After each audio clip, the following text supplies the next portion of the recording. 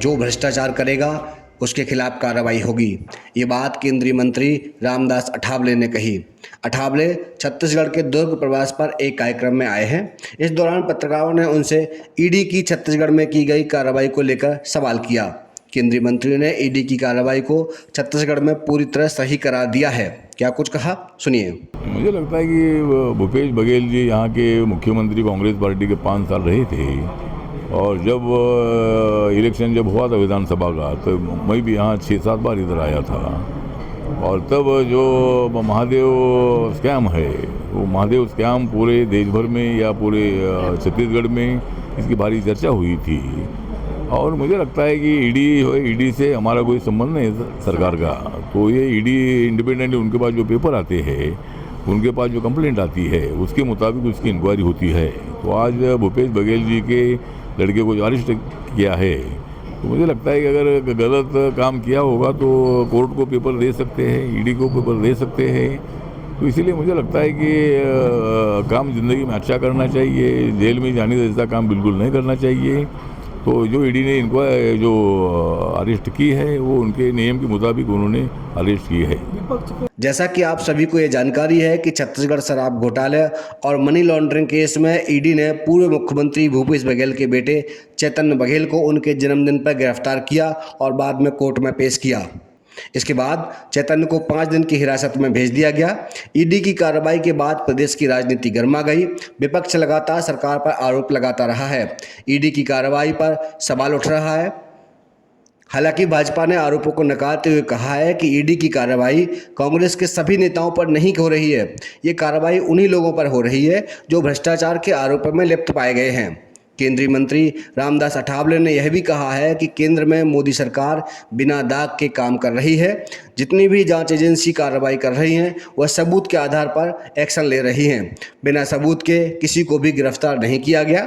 विपक्ष के पास अगर सरकार के खिलाफ कोई सबूत है तो वह एजेंसी को बताएं, एजेंसी कार्रवाई जरूर करेगी। मुझे लगता है कि विपक्ष को टारगेट बनाने का विषय नहीं है। अगर विपक्ष के पास विपक्ष के संबंध में जो कंप्लेंट आती है, जो पेपर मिलते हैं, उसके ऊपर कार्रवाई होती है।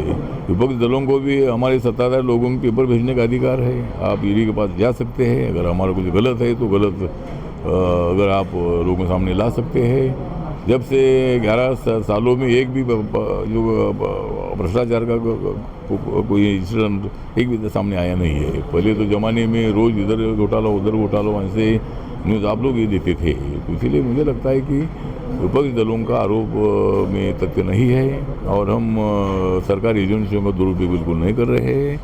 जिसकी इंक्वायरी होना जरूरी है, उसकी इंक्वायरी होगी। केंद्रीय मंत्री ने बिहार विधानसभा चुनाव के पहले जारी वोटर लिस्ट और चुनाव आयोग पर गरमाई राजनीति को लेकर भी अपनी बात रखी।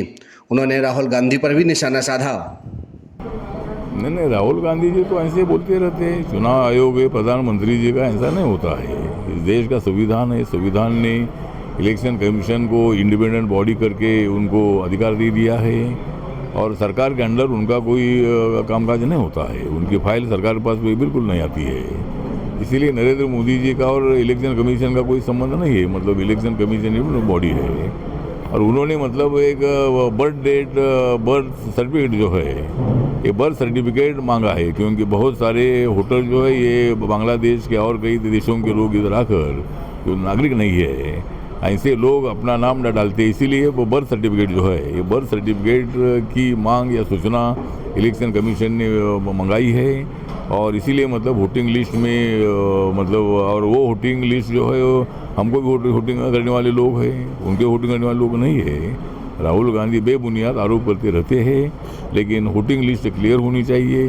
हमारा भारत का नागरिक वोट दे सकता है। इसीलिए यहाँ मतलब बर्थ सर्टिफिकेट जो है, ये बर्थ सर्टिफिकेट मांगने का निर्णय इलेक्शन कमीशन ने लिया है। उसमें नरेंद्र मोदी जी का कोई संबंध नहीं है, और उसमें हमारा भी नुकसान है। अगर वोट अगर ज़्यादा नहीं हो जाएंगे तो हमारा भी उसमें नुकसान है। तो इसीलिए मुझे लगता है कि लोकतंत्र में इसी तरह की बयानबाजी करना ठीक नहीं है। महाराष्ट्र में चल रहे भाषाई विवाद को लेकर केंद्रीय मंत्री ने कहा कि भाषा का कोई ऐसा विवाद वहां नहीं है। राज ठाकरे के लोग जबरन नॉन मराठी लोगों को मराठी बोलने पर मजबूर कर रहे हैं। यह गुंडागिर्दी महाराष्ट्र में नहीं चलेगी।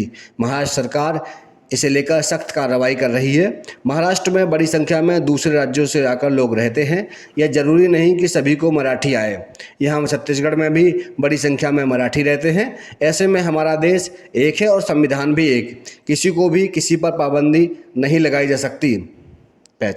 किसी पर भी किसी तरह की कोई पाबंदी नहीं लगाई जा सकती और जो गुंडागर्दी कर रहे हैं उनके खिलाफ कार्रवाई की जा रही है।